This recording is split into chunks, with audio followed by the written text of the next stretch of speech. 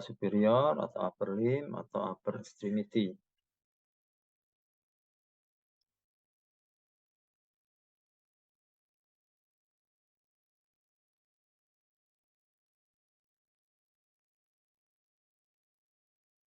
Suara saya terdengar nggak ini? Terdengar, dokter. Dengar dok.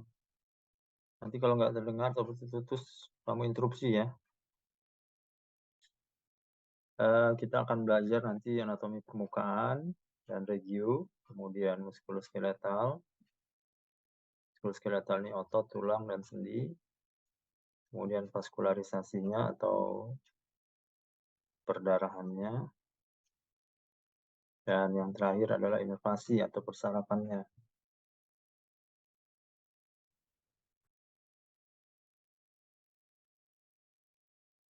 Anatomi permukaan ini penting ya, karena kita akan melihat anatomi itu dari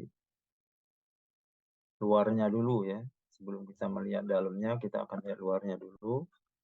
Dan kita akan lihat regio-regionya ataupun wilayah-wilayah area-areanya. Sebelumnya saya ingatkan kalian, coba silakan diperhatikan ekstremitas superior masing-masing. Coba silakan perhatikan mulai dari bahu ya, kemudian lengan atas, kemudian siku, lengan bawah, pergelangan tangan, kemudian tangan, dan jari-jari. Coba diingat ya, sampai apa yang saya sebutkan tadi dari bahu, lengan atas, siku, lengan bawah, kemudian pergelangan tangan, dan jari-jari tangan. Silakan diperhatikan dulu baik-baik, karena ini nanti menentukan pemahaman kalian. Jadi belajar anatomi itu tidak sulit ya. Asal kalian bisa langsung mempraktekkannya di tubuh kalian sendiri.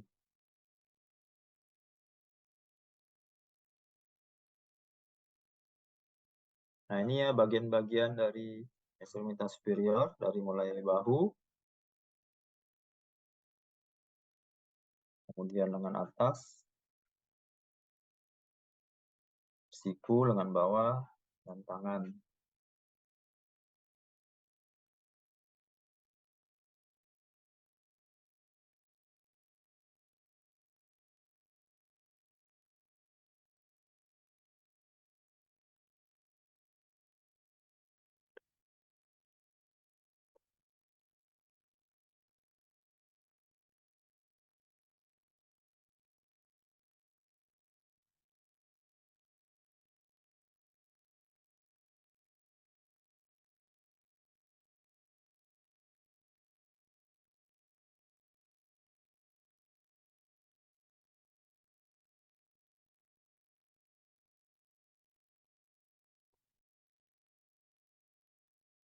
Bahu ini ada regio scapula,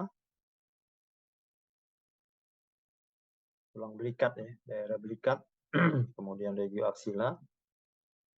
Axilla ini ketiak, regio pectoral, pectoral itu dada, ya. Itu bahu. Jadi bahu ini ekstremitas superior tidak berdiri sendiri, dia berakar pada bahu. Kemudian yang berikutnya adalah lengan atas. Nama anatominya brachium. Di bawahnya lengan bawah, antebrachium. Di antara brachium dan antebrachium ada siku, namanya cubitus. Setelah itu ada manus. Manus itu ada karpal atau pergelangan tangan, ya. Atau karpus. Ada metakarpus. Metakarpus itu tangan. Dan digiti atau phalanx atau jari-jari.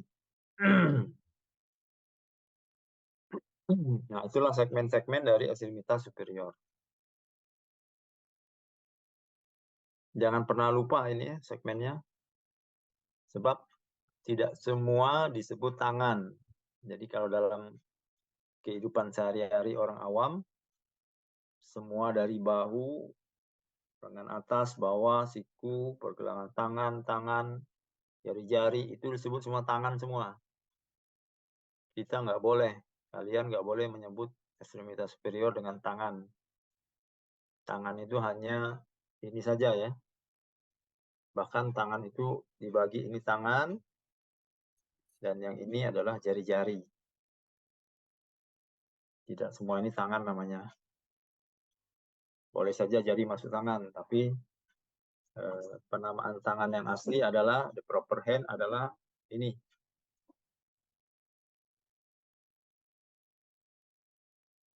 Kemudian, lihat gambar ini, menunjukkan segmennya.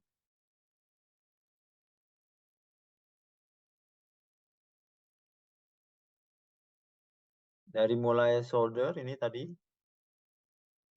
ini tampak dari depan, ini tampak dari belakang. Ya. Ini deltoid. Ya, kemudian ini ada trigonum clavipectoralis. Ya.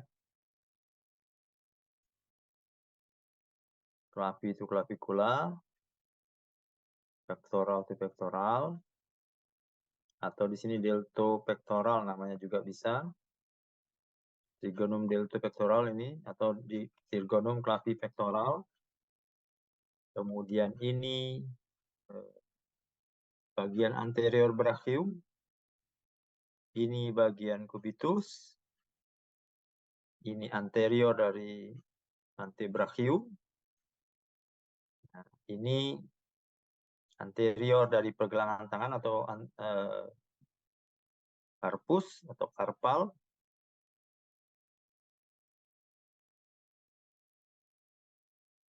Kemudian ini palmar ya, tangan. Palmar itu adalah metakarpal atau metacarpus bagian anterior namanya palmar. Dan ini jari-jari digiti atau phalanx. Nah, ini scapula tadi, regioscapula. Ini deltoid. Ya, ini aksila, ya. Aksila ini juga aksila, aksila bagian depan, aksila bagian belakang. Di tengahnya ini adalah aksilanya, puncak aksila ya. Aksila itu bentuknya seperti piramid, jadi dia ada puncak. Ya. Kemudian ini bagian posterior brachium, ini posterior cubitus, ya, siku. Kemudian ini posterior dari antebrachium, ini posterior dari pergelangan tangan atau carpus. Ini posterior dari manus, kalau tadi palmar manus. Kalau ini belakangnya adalah dorsum manus. Dorsum itu dorsal, manus itu tangan. Dan ini jari-jari, bagian posterior. Nah, ini tulang-tulangnya. Ini scapula, 1, 2, scapula, ini clavicula, 2, 3, ini humerus, 4, radius, 5, ulna, 8, carpalia, jadi 13. Kemudian ada 5 metakarpal, jadi 18. Ya. 18, kemudian ini ada 14 digiti atau phalanx. Berapa jadi totalnya? Berapa? Ada yang bisa jawab? Suara saya nggak ada ya, kedengaran ya? Ada, Dok. Ada, Dok. Berapa jadi totalnya?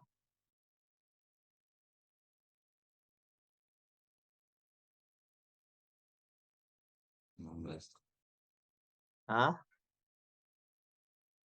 Jadi nggak kamu hitung ya? Saya ngitung, kamu nggak kamu hitung. Kacau ini. Berapa? Seluruhnya tadi berapa? Sudah saya jumlah-jumlahkan. 5 tambah 8. 12. Harus saya panggil satu-satu ini. Kacau gini kalau gini ceritanya. 28 bukan, Dok? Asta Devi, Tias Ramadhani. Coba hitung tadi yang saya sudah hitung berapa? Iya, Dok.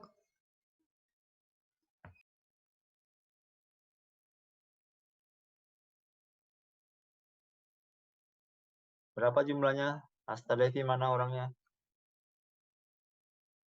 Raise hand.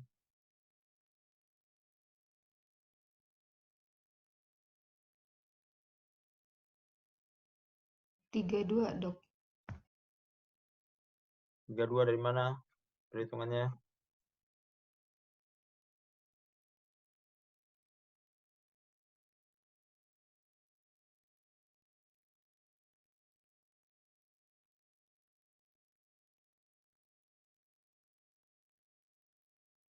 Dari mana perhitungannya?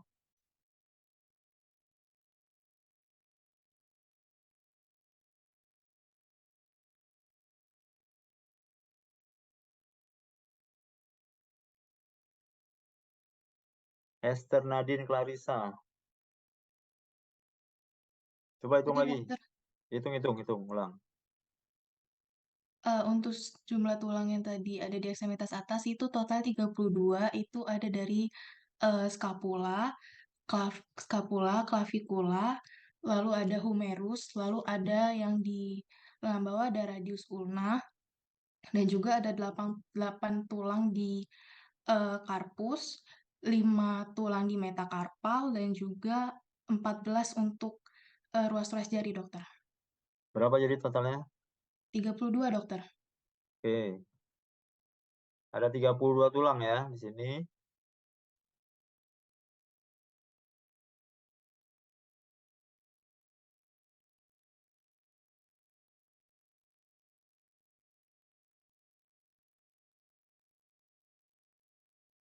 Kalau ini tulang dilihat dari anterior ya, dari depan.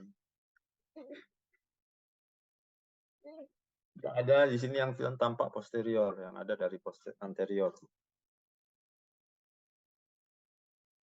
Beda dengan regio ini tampak dari depan dan dari belakang. Mulai dari sekarang biasakan menggunakan bahasa anatomi ya. Nah di sini kita campur bahasa Indonesia, bahasa Inggris, bahasa anatomi. Karena sudah nggak jelas lagi sekarang buku-buku semua ada bahasa Inggris semua pakai. Ada yang pakai bahasa Indonesia. Untuk standarnya pakai bahasa Latin ya. Bahasa Yunani dan Latin, bahasa anatomi.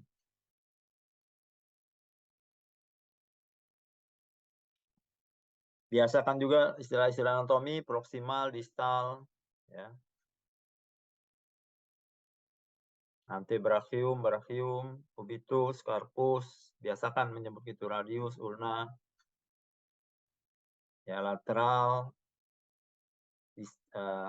medial, superior, posterior, dextra, sinistra, ya.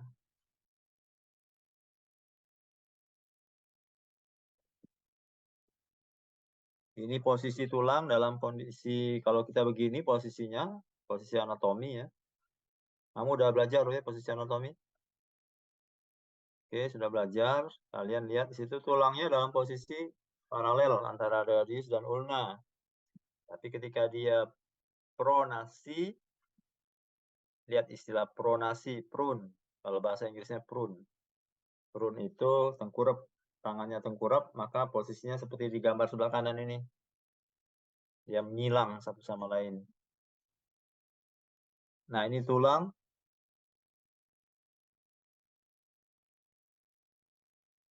radius ulna. Yang sebelah kiri adalah ulna. Dan di situ tampak ada olekeranon. Ya. Olekeranon ini nanti yang akan tertabrak, terganjal ya di humerus. Jadi kalau kita begini, tampak ini ada tonjolan tulang, ini ada olekeranon. Ini adalah milik ulna. Nah, kalian bisa raba ya ulna ini dari olekeranon, silakan diraba. Diraba terus begini diraba, tulangnya diraba, tulang semua sampai ke depan. Ini ada prosesus styloideus di bagian anterior, di bagian apa namanya medial ya. Ingetin terus, ulna bagian medial, radius di bagian lateral. Ini olekeranon milik dari ulna. Ini ada margo. Kalau yang di internal itu margo interosea, kalau ini margo eksternal dari tulang ulna. Atau margo anterior juga boleh disebut. Nah, ini tulang ini kalau dia diraba lurus ya. Dari olekeranon ke prosesus styloideus itu lurus. Kalau nggak lurus dia berarti ada apa namanya? Kalau ada fraktur ya bisa kelihatan bahwa dia fraktur ulna, itu nggak lurus posisinya. Nah, ini tulang ini margo anterior ini dari ulna itu berada di bawah kulit. Jadi ada tulang-tulang yang ada di bawah kulit langsung ya. Di tulang tibia, tulang kering kalau orang nyebutnya tulang kering, itu di bawah kulit. Termasuk juga ulna ini di bawah kulit. Jadi bisa kita raba langsung. Nah, ini posisi kubitus ketika ekstensi. Jadi gerakan tangan, range of motion dari kubitus, ya, dari artikulasio, ini namanya apa? Radio ulna, kemudian ulna dengan humerus ya. Elbow joint kalau bahasa Inggrisnya. Sendi siku ya. Itu dia apa namanya? Gerakannya terbatas. Jadi terbatas, dia ekstensi ini 180 derajat lurus ya. Kalau dia nekuk begini, ini bisa 90 derajat, kemudian dia begini, tergantung dia kalau orangnya gemuk, maka dia kalau orangnya kurus dia bisa tutup betul ya. Ini range-nya of motion-nya bisa sampai 5-10, kalau dia gemuk bisa 30 derajat dia tertekuknya, fleksinya. Tapi kalau dia ekstensi, dia tertabrak oleh keranonnya di fossa oleh keranon humeri. Nah, ini epicondylus medialis, lateralis. Kalau kita bisa lihat, ini bisa kita raba ya. Ini ada bagian medialnya, itu adalah epicondylus medialis. Ini bagian lateralnya, itu epicondylus lateralis. Ini oleh keranonnya. Jadi jempol kita pakai tangan kanan ya. Kemudian dipegang tangan kiri, jempol kita itu epicondylus medialis. Yang lateral epicondylus lateralis. Yang ibu jari itu adalah oleh keranon.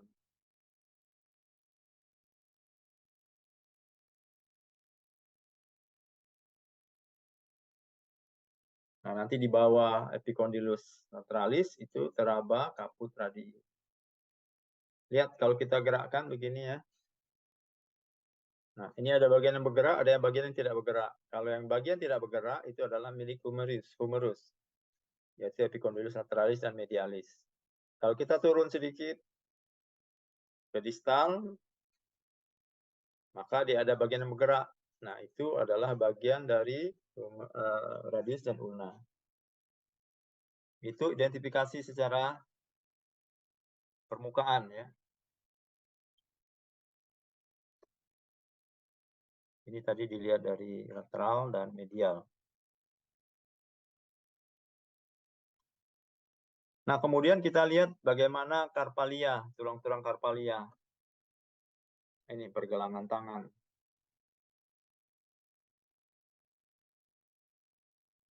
Perhatikan pergelangan tangan. Coba lihat masing-masing pergelangan tangannya. Posisi palmar ya, dia anterior, dilihat anterior. Kemudian di situ ada 8 tulang dengan posisi yang berada pada dari lateral ke medial, dari medial ke lateral dibuatnya seperti itu. Lateral ke medial, medial ke lateral. 1, 2, 3, 4, lateral medial. Kemudian 5 sampai 8 dari medial ke lateral. Yang 1 sampai 4 ada di proksimal, 5 sampai 8 ada di distal.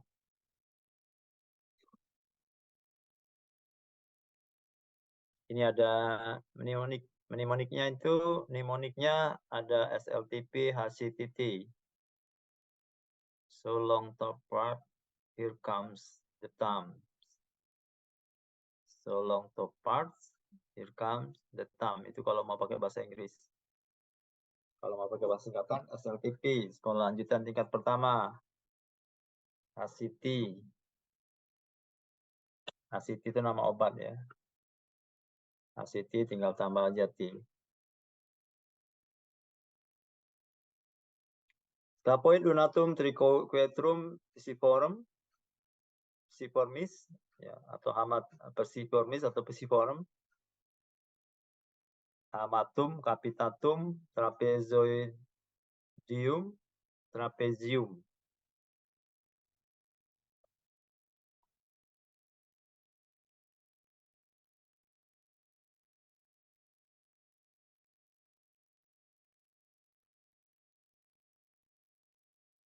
Kalau mau menerjemahkannya dalam bahasa bentuknya ini mirip. Namanya kenapa scapoid? Scapoideum karena bentuknya mirip perahu. Scapoideum itu terjemahannya adalah perahu. Lunatum bentuknya seperti lunar, bulan sabit, atau bulan yang tidak penuh. Triquetrum bentuknya segitiga. Seterusnya begitu ya. Pisiform itu bentuknya bulat. Hamatum. Hamatum itu seperti palu.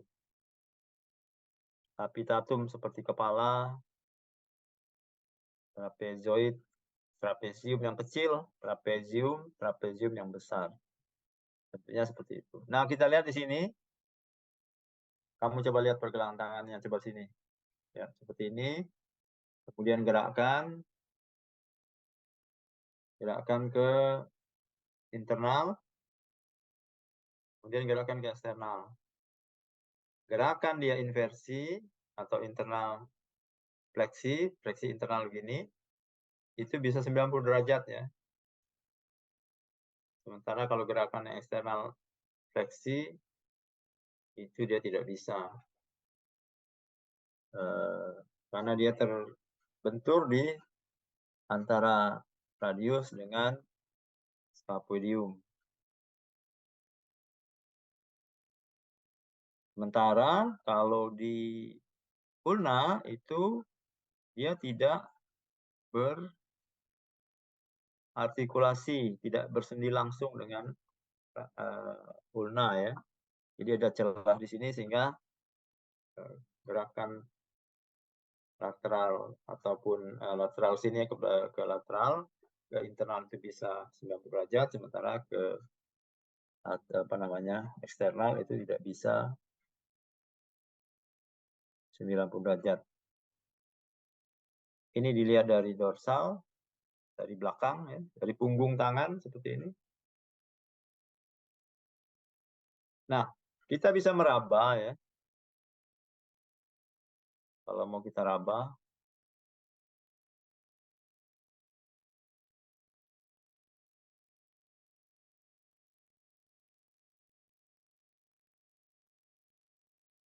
mana perabaannya? Nah, kita bisa lihat dulu posisi-posisinya. Karpalia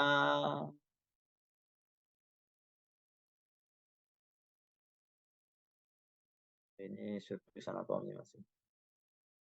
Nah, kita bisa meraba tulang-tulang yang ada di, nah kita lihat dari sini, dari anterior dulu, palmar.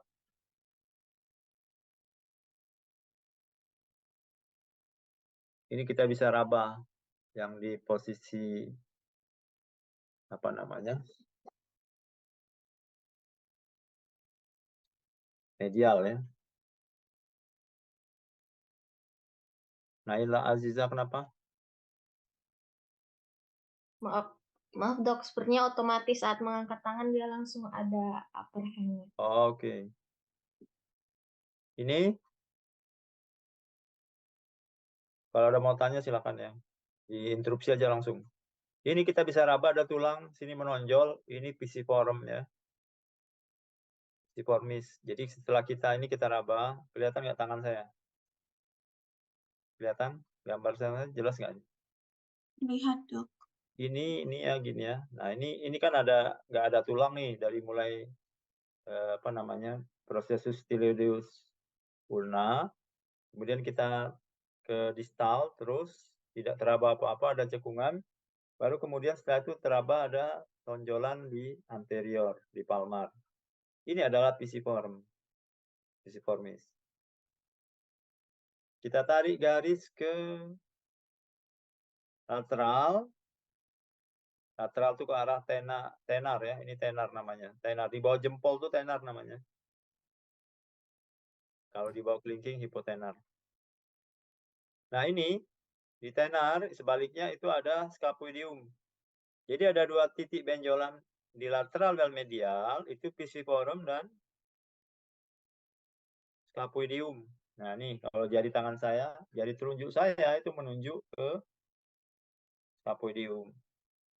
Jari tengah saya menunjuk ke apa namanya pisiform. Di antara dua tulang itu nggak keraba ya, ada lunatum dan triquetrum.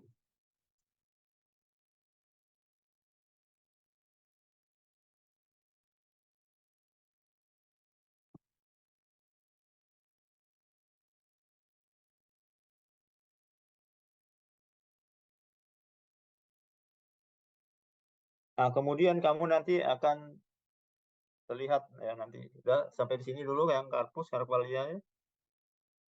Kemudian, nah ini ingetin penyebutan jari kaki ya, sama jari tangan.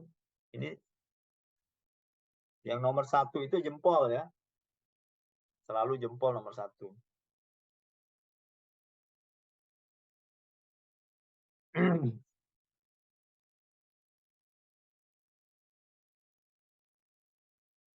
Ini namanya manus, kalau kaki pedis.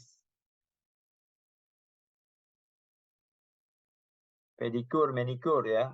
Ada istilah pedikur tuh pedis berarti perawatan kaki. Kalau manikur tuh manus, perawatan tangan. Nah ini manus. Ini namanya ini 1. Jadi 1, 2, 3, 4, 5. 1 itu primer.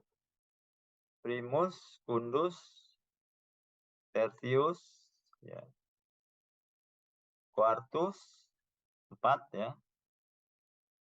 Quintus, 5. Ya. Jadi 1, primus, fundus, tertius, quartus, quintus. 1, 2, 3, 4, 5 itu maksudnya. Nama lainnya 1 itu adalah polek, indeks, medius di tengah, anularis, kemudian satu lagi minimus. Ya. Minimus nama lain quintus, anularis nama lainnya ada quartus, tertius itu adalah medius, kemudian secundus itu adalah dex, Kemudian polek, nama lainnya adalah primus. Nah, kemudian ada ada sendi-sendi ya. Persendian itu merujuk pada nama tulangnya. Misalnya persendian bahu. Bahu ini namanya glenohumeral. Glenohumeral itu artinya itu ada persendian, sorry. Ada persendian antara glenohumeral itu adalah ada namanya fascies glenoidalis, miliknya tulang scapula ya, dengan caput humeri, dengan kepala tulang humerus. Jadi namanya glenohumeral. Nah, ini ada namanya metacarpophalangeal. Ada carpo metacarpal, ada intermetacarpal, ada metacarpophalangeal. Itu artinya apa? Kalau carpo metacarpal, antara carpus, antara carpalia, antara tulang-tulang pergelangan tangan dengan metacarpus. Metacarpus itu tulang-tulang tangan. Ini ya, yang tadi yang ada 5 nih. Intermetacarpal antar tulang metacarpal. Metacarpophalangeal antar metacarpal dengan palang proksimal. Palang itu ada 3 ya. 4 jari ini 2 sampai 5 itu ada 3 tulang palang. Ini palang proksimal yang di pangkal ini. Yang tengah palang medial, yang ujung palang distal. Kecuali yang poleks. Poleks atau primus itu hanya 2 palang. Palang proksimal dan palang distal.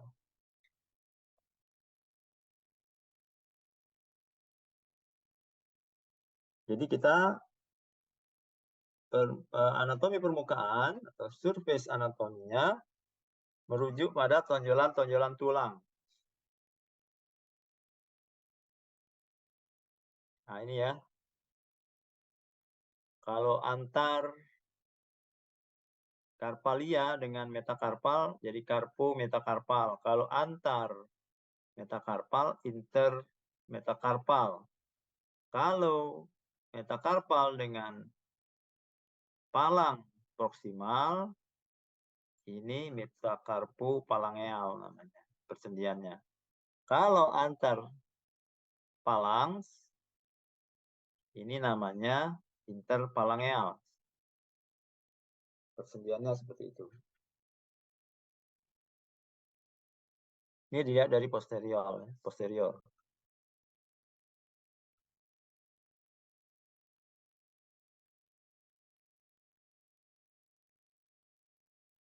Nah, ini surface anatomi, silakan diraba klavikula kalian. Klavikulanya teraba berkelok, bengkok, ada di bengkoknya konkav, cembung di sepertiga lateral, ya, dan konveks di 2/3 medial. Konkav cekung ya, cekung di sepertiga lateral. Ini tulang apa ini namanya? Kalau bahasa Indonesianya apa? Klavikula.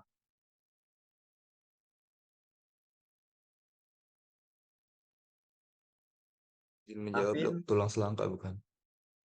tulang selangka. Kalau klavikula, kalau skapula? Tulang belikat bukan, Dok? Belikat ya. Oke. Klavikula selangka ini. Ada selangka ini, tulangnya bisa diraba. Kamu raba dari medial, ya pelan-pelan. Ini dari medial, dari sternum dia melekat di sternum, terus nanti di ujungnya ada tonjolan akromion namanya.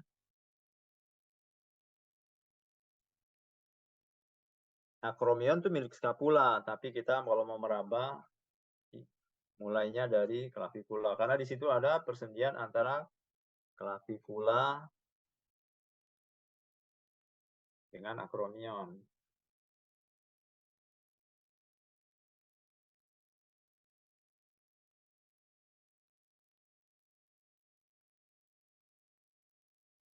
Nah, ini Dicari orang yang kurus, ya, sengaja ini kurus orangnya modelnya.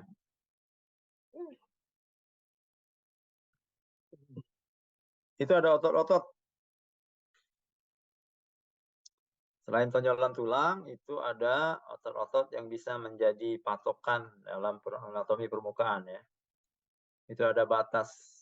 Yang gambar kiri atas itu adalah batas-batas dari aksila. Ada pectoralis major di anterior, serratus anterior, ya, di anteriornya, di bawah maksudnya, latissimus dorsi dan teres major ada di posterior.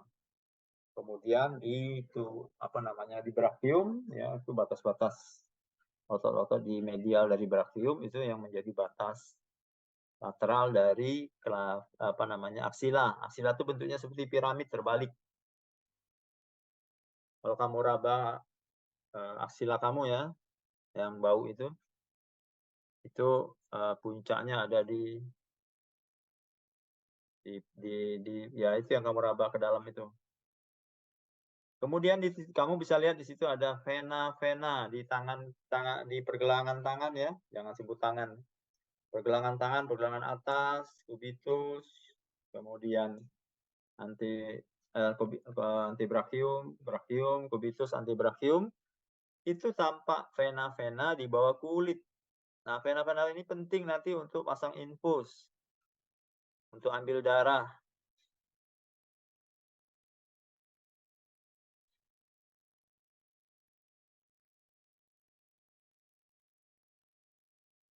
Ada dua vena besar ya, yang berjalan di apa namanya? Kita bisa lihat di anterior dan posteriornya. Di bagian lateral itu ada vena cephalica dan di bagian medialnya ada vena basilica. Nah, itu ada aponeurosis bicipitalis dan ada tendobicep. Kalau tangan kita begini ya. Nah, ini pergelangan tangannya maksudnya kita lakukan fleksi pada kita tahan begini, tapi kita fleksikan apa namanya? Bentar saya setting dulu ini blur aja.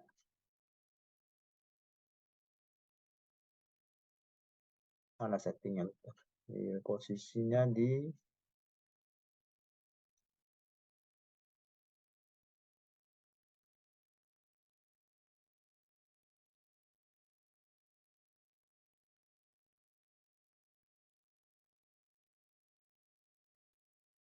nah ini kalau kita dari jauh aja.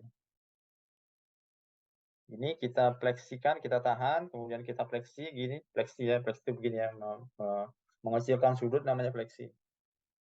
Kita tahan, fleksi, kemudian agak ini 180 derajat, kemudian kita fleksi gini seolah sambil kalau ditahan.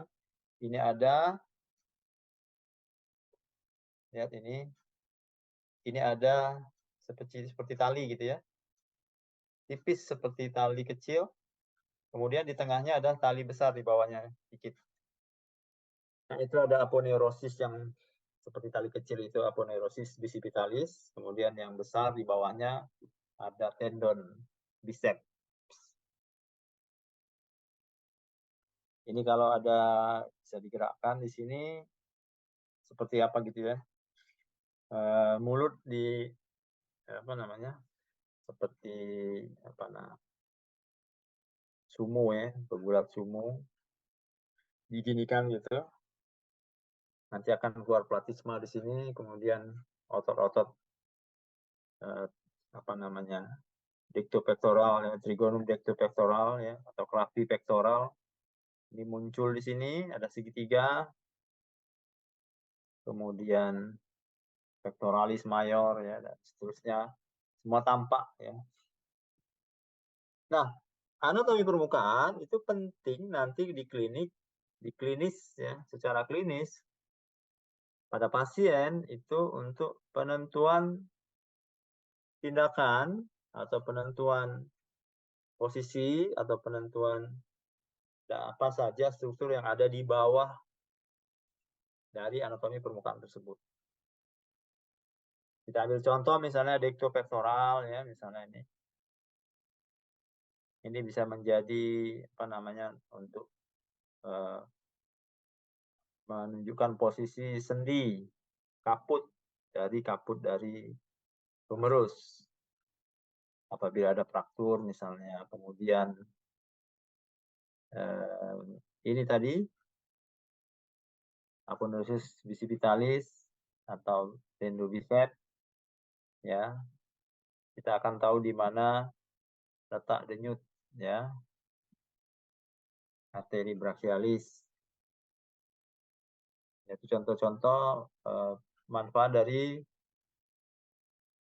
anatomi permukaan. Ini tadi sudah kita ceritakan ya, clavipectoral atau fossa infracapitularis, macam-macam namanya. Bisa fossa infracapitularis, ada dektopektoral, ada clavipectoral. Ini acromion dengan clavicularis tadi sudah kita bahas juga, acromion dengan clavicula.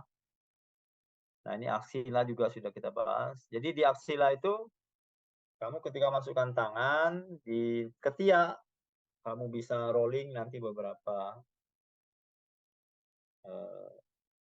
dapat merasakan denyut arteri aksilaris misalnya, atau beberapa saraf-saraf besar bisa kita roll walaupun agak susah ya. Humerus juga sudah tadi, epicondylus sudah kita raba, fossa cubiti sudah tadi denyut. Jadi ada di sini nanti denyut arteri brachialis ya. Kalau kamu nanti melakukan tensi darah, coba kamu raba denyut arteri, raba semua arteri brachialisnya dulu, diraba di sini. Di kubitus bagian medial. Nah, meletakkan stetoskop itu bukan di tengah, bukan di kubitus di sini ya. Jangan salah, tapi agak ke sini, agak ke medial. Diraba, kamu bisa raba, di situ ada denyut arteri brachialis. Jadi kamu harus tahu sebagai dokter ya, posisi-posisi denyut arteri. Kalau pasiennya masih ada lengkap di hadapan kita bisa meraba karotisnya ya. Arteri karotis di sini di leher bagian tengah, lateral tengah. Tapi kalau kepalanya nggak ada, hanya kakinya saja, hanya ekstremitas inferiornya atau ekstremitas superiornya saja, misalnya dia tertimpa kontainer misalnya kan, kontainer hidup atau mati, sudah mati ya mungkin ya, atau ketimpa tumpukan beras, padi misalnya, padi misalnya atau apa gitu ya, jerami, tangannya aja kelihatan kita bisa raba, tapi segera ditarik ya, jangan. Pokoknya intinya kalau kita dapatkan apa yang kita bisa raba, mana arteri yang bisa kita raba, jangan mengandalkan hanya karotis saja. Yang lain-lain bisa kita raba. Tadi sudah proses plexi sudah kita bahas, prosesus coronoideus dan fossa coronoidea, dan olecranon sudah tadi, caput radii juga sudah, pronasi supinasi sudah. Nah, ini ada tabati anatomicum. Tabatier lah bahasanya. Tabati anatomicum ini letaknya di latero posterior carpus ini, ya, ini lateral. Ini kan posisinya kita ini lateral, ini medial. Ingetin ya, jempol ini lateral. Jangan dikira medial, karena posisi anatomi begini yang kita lihat.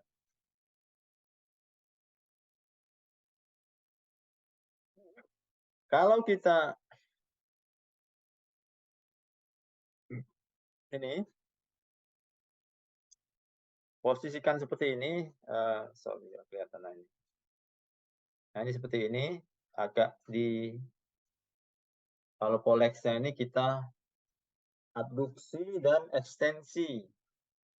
Seperti ini ya, abduksi dan ekstensi. Dia akan tampak, gimana saya tunjukkan ini. Nah, di sini ada cekungan ya. Cekungan itu namanya tabati anatomicum. Dia terbentuk dari tendo extensor pollicis longus dan tendo extensor pollicis brevis.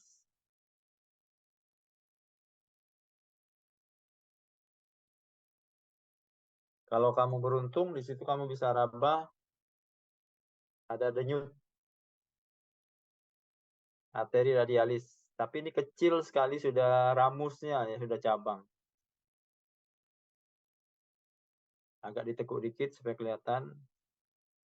Kalau arteri radialisnya sendiri kan bisa kamu raba di sini. Ya, raba pakai 3 jari. Coba kamu raba sampai teraba denyutannya. Jangan ngajarin orang nggak tahu ternyata sumbernya dari mana. Nah, ini tadi tabatir anatomikum. Nah, essential pollicis longus di bagian medialnya dan di bagian lateral essential pollicis brevis. Ini ya, yang hijau ini. Pollicis longus. Longus itu artinya panjang sampai ke ujung digiti yang distal ya. Ini yang proksimal, yang brevis.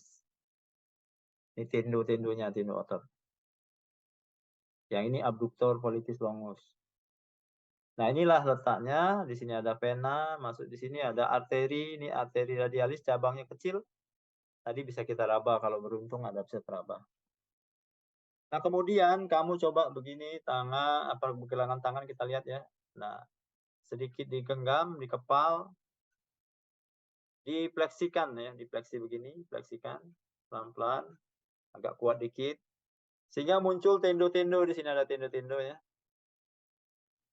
Nah, dari sekarang kamu mulai hafalkan tendo-tendo itu. Tendo yang paling kecil, paling atas, itu palmaris longus. Kita lihat dari samping seperti ini. Nah, ini palmaris longus. Palmaris longus. Longus itu panjang dia. Paling atas, paling kecil, paling atas. Di lateralnya, ini ada lateral, ini ke arah radius berarti ada flexor, karena ini letaknya di anterior ya, saya jelaskan, saya ingetin. Kalau di anterior itu flexor semua nih, flexor. Karena dia memfleksikan nih, fleksi, fleksi, fleksi. Gerakan fleksi. Kalau di belakang, di dorsum, dorsal, ini gerakannya ekstensi, ekstensi, ekstensi, ekstensor, ekstensor, ekstensor, ototnya ekstensor, ekstensor semua di sini. Ya, di posterior.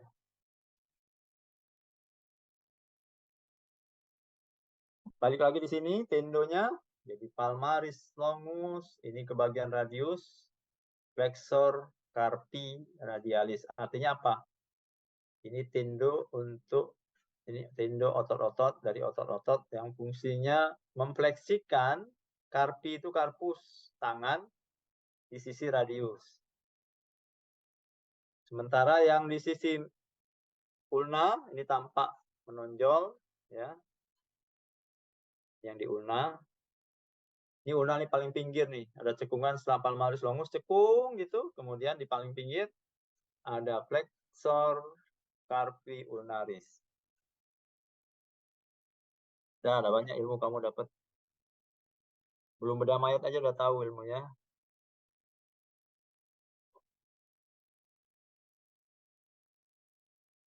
Nah, ini radius. Radius tadi sudah kita bahas juga, dia bersendi dengan ulna ya, udah pasti di bagian proksimal. Di proksimal ini. Kalau kita sebut proksimal berarti dia radius ulna proksimal berarti dekat humerus. Kalau radius ulna distal itu berarti dekat karpus.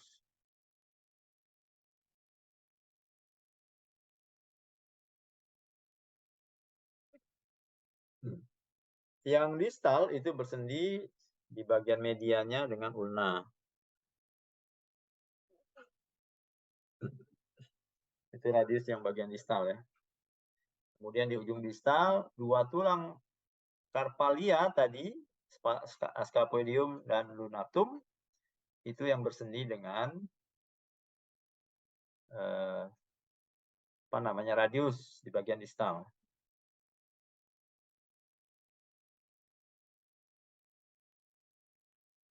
Ini sudah tadi, flexor carpi, osis hamati juga sudah teraba, bisa kita lihat di hipotenar tadi. Trapezi, kemudian sudah retinaculum. Nah, di sini tadi ada retinaculum flexorum, nanti kita bisa lihat ya, di bawah kulit ada retinaculum flexorum.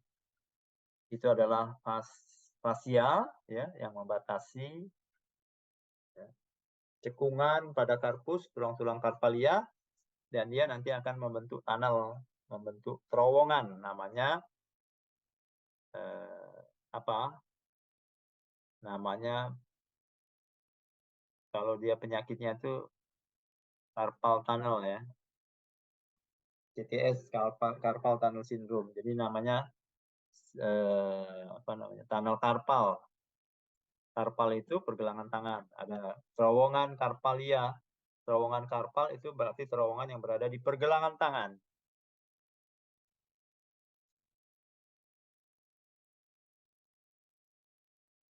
Di bagian posterior ada juga retinaculum extensorum. Kalau ini kan extensor.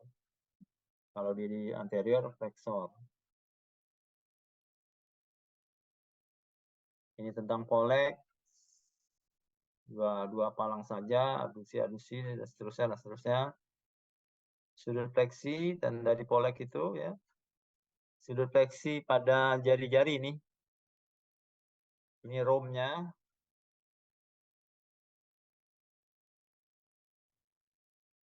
Nah, ini ujung palang, ujung jari ini.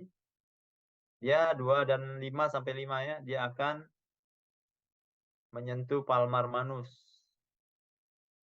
secara bersama-sama walaupun panjangnya berbeda-beda.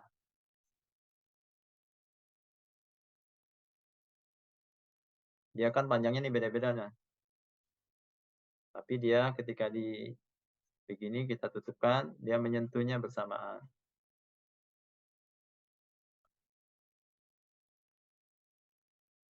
Ini tadi sudah kita lihat, kerutan kulit, ada tendo-tendo, sudah bisa kita raba. Ini nanti plexus brachialis ya kita lihat ya. Nah, ini mulai kita buka kulit. Kulit dulu dibuka, akan tampak di situ yang biru-biru itu adalah vena-vena superficialis. Vena superficialis itu artinya vena-vena di bawah kulit ya.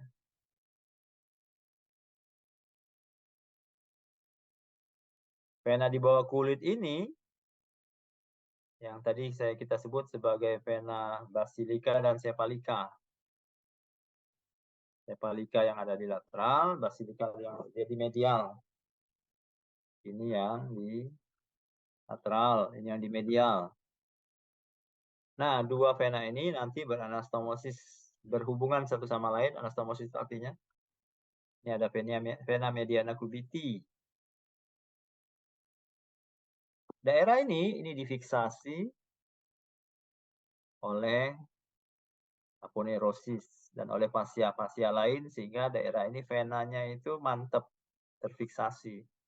Kalau vena-vena di daerah ini, di daerah antebrachium, brachium, di daerah manus, dorsum manus, vena ini vena bawah kulit ya. Kamu bisa lihat ada vena-vena ini. Itu dia mobile dia tidak mantap. Sementara kalau di sini mantap dia terfiksasi karena ada fascia-fascia tadi. Sehingga ini tempat yang baik untuk mengambil darah. Kalau donor darah kan di sini nyoloknya ya. Nusuknya di sini. Ambil darah juga di sini.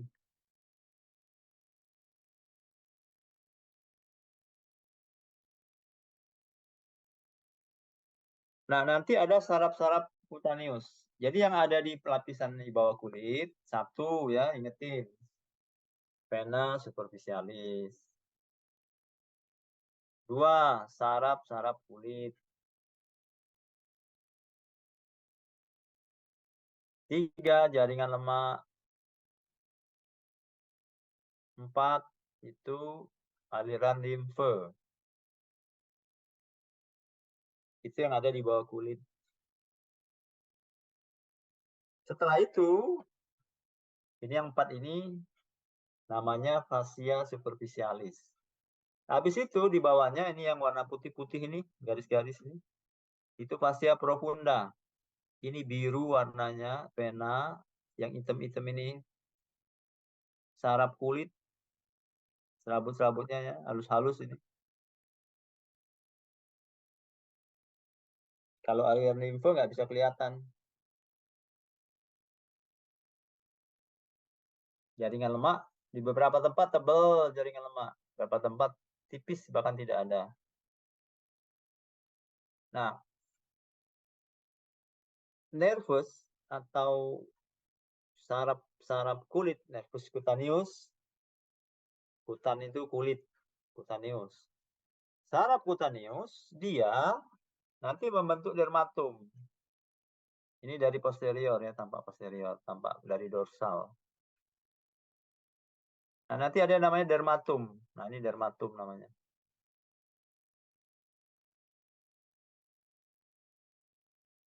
Dermatum itu area kulit spesifik yang disuplai oleh nervus spinalis spesifik. Dan dia tidak memperhatikan nervus cutaneus dari segmen mana dia berasal.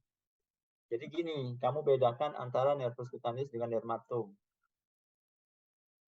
Saraf kulit itu nervus cutaneus, dia menunjukkan fisiknya ya. Tapi kalau dermatum menunjukkan fungsionalnya. Kamu tahu nervus spinalis? Nervus spinalis itu saraf yang keluar dari spinal, dari tulang belakang. Jadi tulang belakang ini kita bersegmen-segmen. Cervical itu ada 8 nervus. Nervus spinalisnya ada 8. Tulangnya ada 7, tapi segmennya ada 8. Ya. Kemudian torakal ada 12. Berapa? Jadi Ramad itu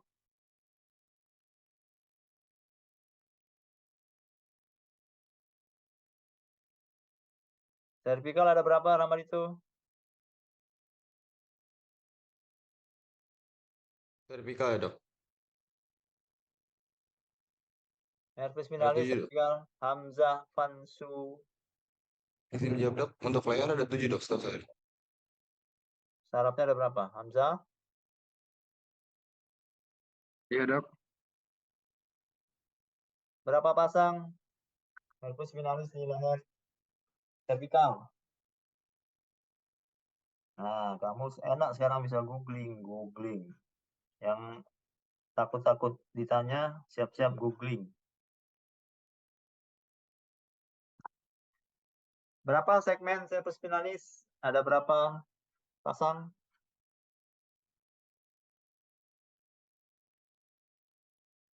6, 7, atau 8?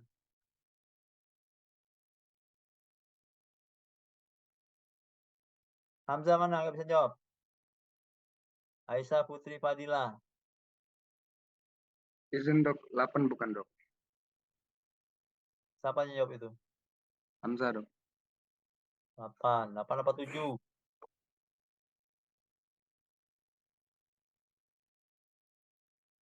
Jessica. Oh, Jessica ini.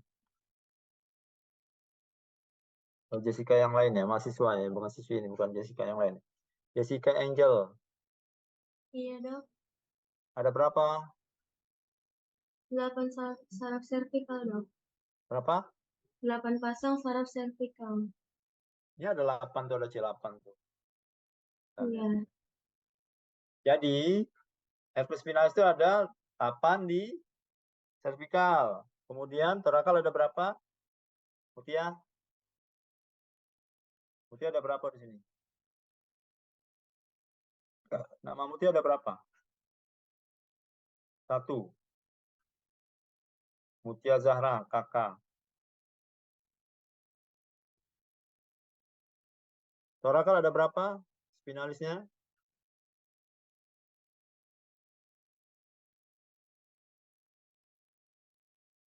Jihan Maisa. Iya, Dok.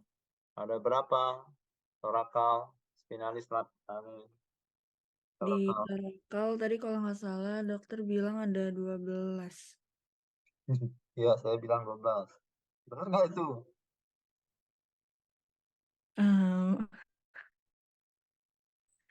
Kurang tahu dok. Bener. Kamu nih. Nabila Maharani. Iya, Dok. Berapa torakal? 12, Dok. 12 ya. Benar apa 12?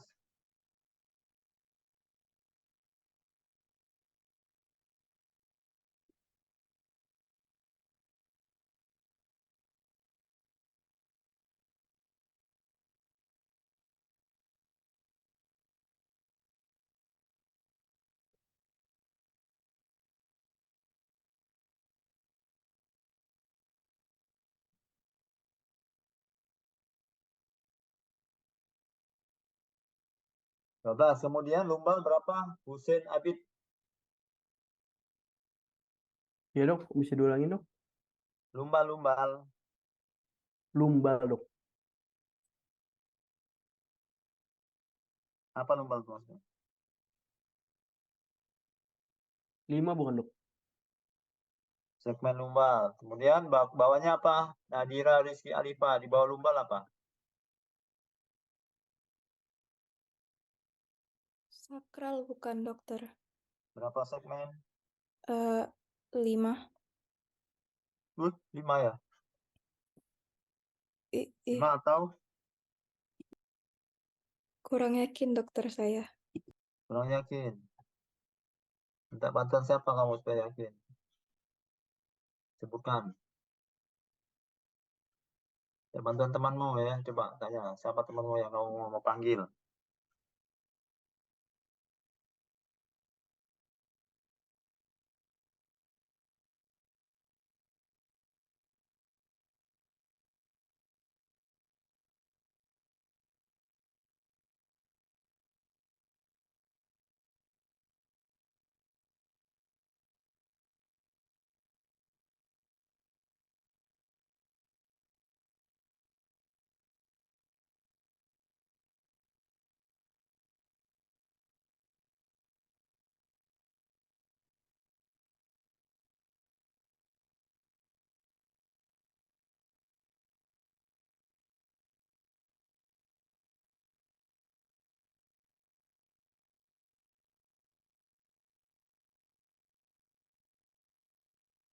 Nah, saya kembali ke sini ya. Contohnya misalnya gini, nih dermatom. Biasanya kalau dokter-dokter neurologi, spesialis saraf, ya, itu dia akan melakukan uji. Dokter umum juga bisa diuji di sini tes. Apakah ada gangguan sensori? Ini kan masalahnya dermatom. Kalau dermatom sensorik ya. Misalnya ada nggak di sini dicolok pakai colok apa ditusuk? Ditusuk pakai jarum ya. Jarum pentul, tok tok tok tok tok sini di sini tok tok tok tok tok tok. Jadi dokter-dokter itu bukan hanya sekedar nyolok-nyolok aja gitu. Ada area-area yang dia pengen dapatkan di mana ada gangguan. Kalau dia ada tidak terasa, pasiennya disuruh tutup mata ya, disuruh noleh dia. Ini kerasa nggak Pak? Kerasa. Oh, ada nggak kerasa? Tok di sini nggak kerasa ya misalnya. Diulang lagi sepanjang C8, tek tek tek tek tek tek tek tek tek tek tek tek ditotok. Nggak ada rasa semua. C1 dicolok, ditusuk, masih ada terasa. C5 terasa. Ini C7 misalnya. Oh, ternyata T1-nya juga nggak kerasa. C8 nggak terasa. 7, 6, 5 masih kerasa. C4 kerasa. Oh, ternyata lesinya ada di C8 ke bawah.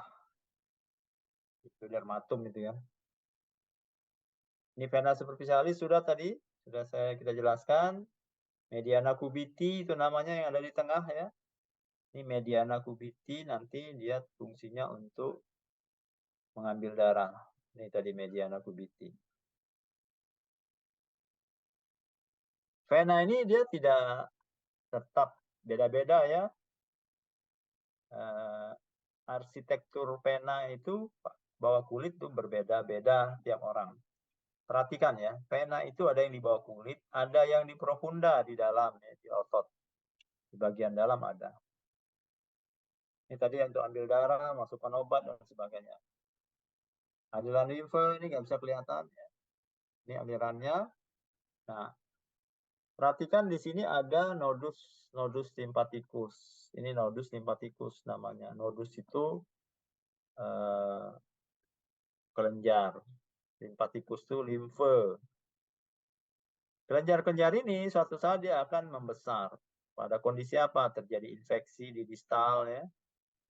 Ini dia akan yang tidak tertangani, tidak bisa dilawan oleh tubuh, akhirnya membesar di sini. Melanjer kalau istilah orang Palembang itu melanjer. Rasa sakit. Ada juga yang karena kanker payudara misalnya dia akan membesar. Ada juga karena TBC ya, TB paru, membesar dan seterusnya. Kanker kelenjar limfatik juga misalnya, ada non-Hodgkin, ada yang Hodgkin. Oke, sekarang kita masuk ke dalam dikit. Permukaan tadi sudah. Ada yang disebut sebagai fascia. Tadi saya sudah jelaskan ya, fascia. Jadi fascia fibrosa, jaringan ikat. Nah, ini kita lihat lagi, balik lagi. Kamu bayangkan di dalam, bagian dalam. Di potongan cross section. Potongan melintang dari pertengahan brachium. Ini yang kita ambil yang tengah ya. Karena nanti yang proksimal dan yang distal itu berbeda dengan yang tengah.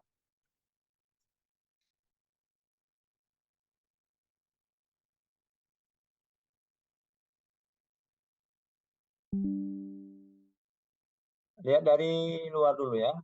Ini luar kulit, ini tengah bagian dalam sekali tulang. Ini tulang apa ini? Nadira, tulang apa? Nadira Rizky Alifa. Ini tulang apa?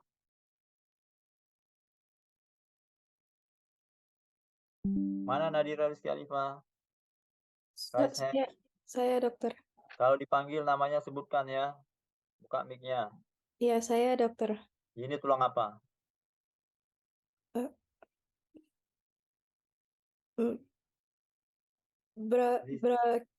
Rizky Ramadhani. Iya dokter, izin jawab, itu tulang humerus. Tulang humerus ya. Ini karena brachium, tulangnya humerus. Hanya ada satu tulang di sini. Baik, ini tulangnya, ini kulit. Nah ini yang saya katakan tadi, ini ada yang kelihatan tebal kuning adalah jaringan lemak. Adiposa namanya. Adiposa. Ini fascia masuk dalam bagian lapisan fascia apa? Aisyah Putri Fadila. Kamu komplain ya kalau saya ternyata menyebut nama kamu udah 2 kali pertanyaan. Karena saya juga nggak ingat, saya cuma baca-baca yang di sini. Yang di layar. Aisyah mana namanya Oli? Oke, kan saya sudah bilang kalau disebut nama jawab. Izin jawab, Dok. Bukan jawab saya Aisyah misalnya saya dok gitu. Saya dulu jawab. Iya, saya, Dok. Mana orangnya?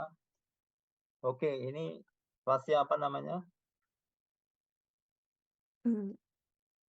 Brachial. Belum tepat. Ya, baik, Dok. Rahanisa Siregar. Yang saya sudah jelaskan tadi. Saya tuh saya tidak bertanya pertanyaan yang belum saya jelaskan. Saya selalu bertanya apa yang sudah saya jelaskan.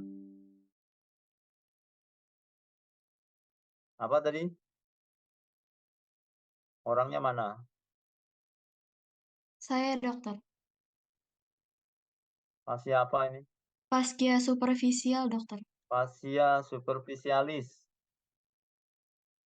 Saya tanya lagi ya. Yang lain. Quintania Zera Rolanda.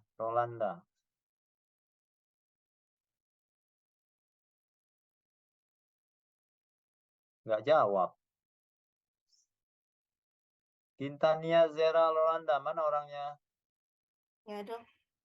Kalau disebut nama, jawab ya. Jawab saya, Dok. Ya, Dok. Apa saja isinya? Fascia superficialis.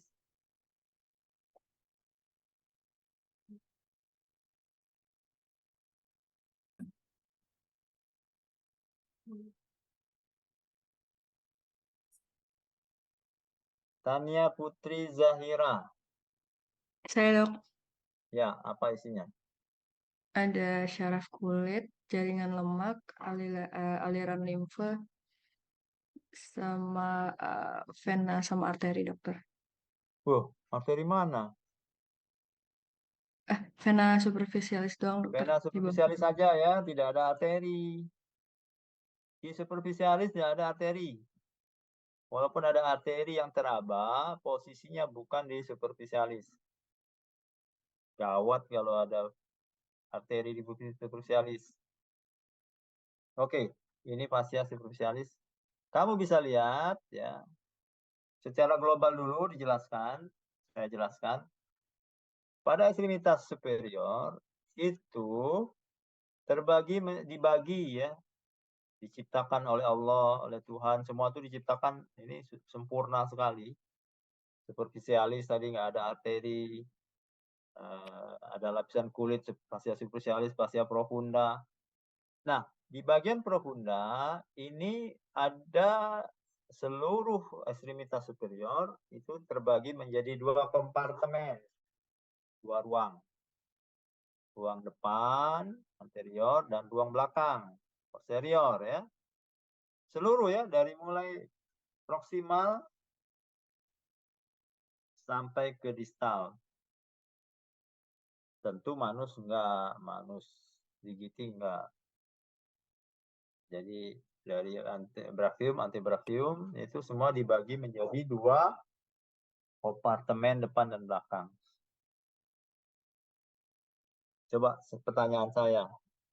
Dari gambar ini yang anterior ya, saya jelaskan dulu anterior. Ini yang posterior ini. Ini posisi sebelah sini, sisi posterior, sisi belakang. Jelaslah ini gambarnya kan begini. Ini sisi depan anterior.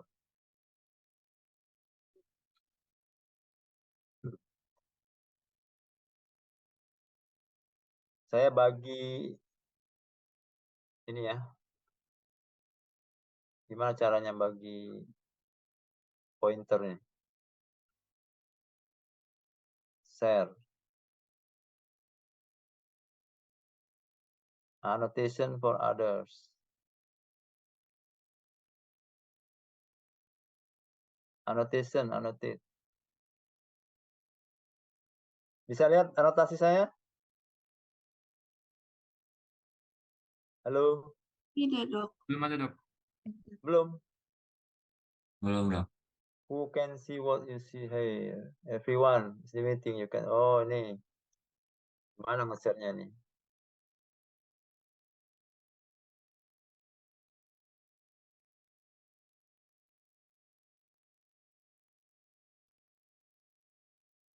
Text. Ini anotasi saya, sudah kelihatan ya? Iya, Dok. Dokter. Kamu bisa nggak buat anotasi seperti ini? Terlibat di sini nggak bisa ya? Bisa coba? Ada yang bisa nggak? Tidak bisa, Dok. Itu bisa tuh, Kemas bisa, Nawal bisa, Farel bisa, bisa tuh. Sudah ya, bisa ya? Oke, stop. Clear all drawing. Nah, saya tanya.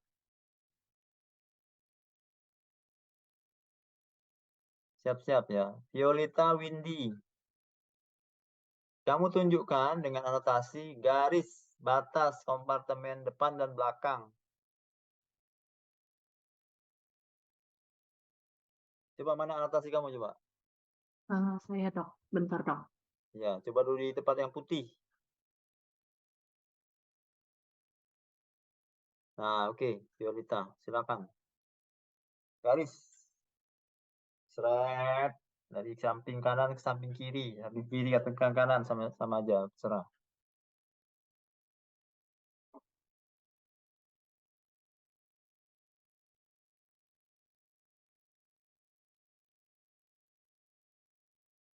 Saya biasanya tunggu 10 detik ya, 10-15 detik. Kalau nggak ada jawaban, saya langsung oper ke yang lain.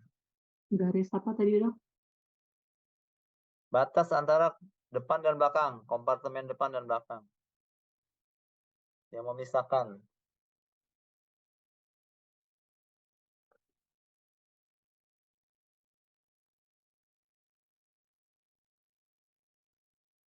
Iman Ropit.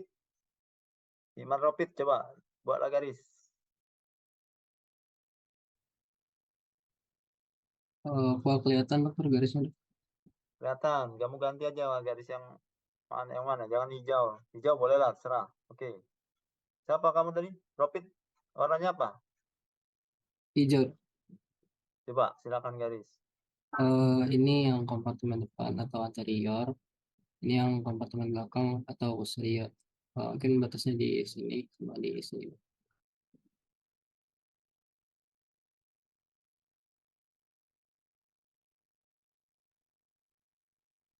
Kepotong dong, potong. Ya, jadi batasnya adalah, saya clear dulu ya, clear. Oh. Stop dulu, selesai dulu. Di sini kan jelas ada nih. Kamu baca nggak? Medial intermuscular septum. Nah, ini ada tulisannya. Medial intermuscular septum. Lateral intermuscular septum. Septum itu artinya septa. Septa itu artinya apa? Syahira Rahmi, apa arti septa? Septum?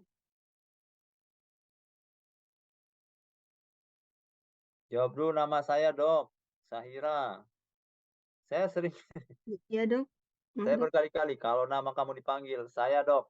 Gitu. Apa arti septum, septa? Maria Cahyani.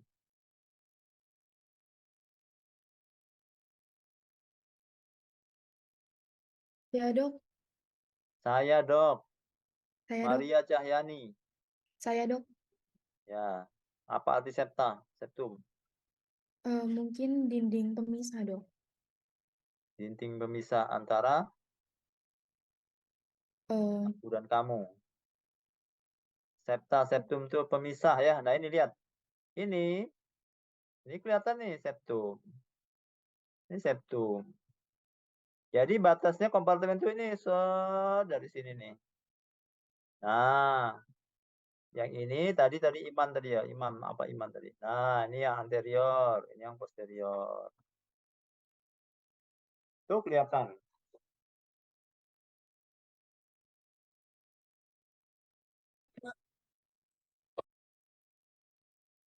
Jelas ya? Nah, itu yang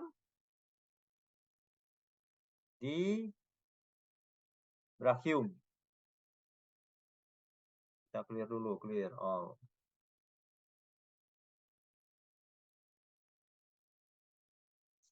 Selanjutnya, nah, ini yang di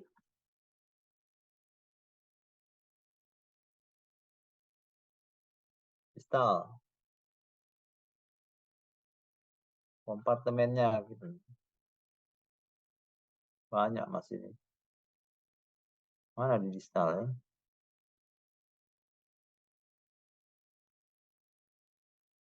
Nah, ini. Mana sudah dijelasin ini. Ini ada medial intermuscular septum dan lateral intermuscular septum. Ini kalau yang di distal, yang di antebrachium, ya, tinggal ini aja, udah ketahuan kita.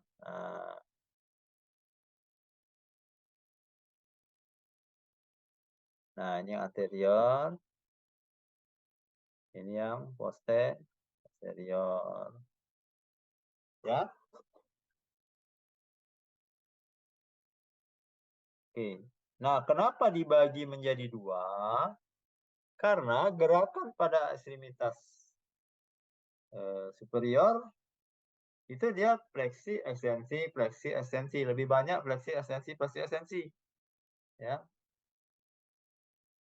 Dia kalau dia abduksi ini banyak pada glenohumeral ya. Rotasi juga demikian. Paling banyak fleksi ekstensi. Sehingga gerakannya dipandu oleh otot ekstensor dan otot flexor. Yang paling dominan ya, gerakan paling dominan ini maksudnya.